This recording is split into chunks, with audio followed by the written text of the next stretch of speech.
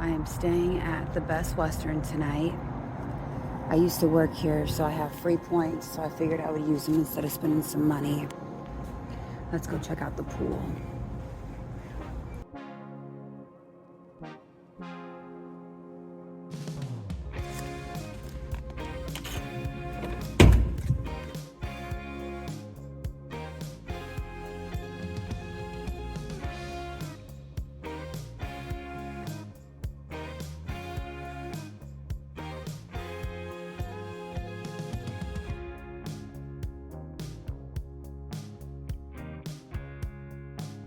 This hotel was overpriced and outdated, with old carpets and harsh white lighting that made it hard to relax.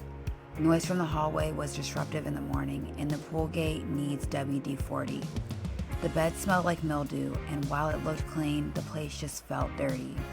Although I did not enjoy my stay, I did feel safe, but I would not recommend it to a friend going to Baker City, Oregon.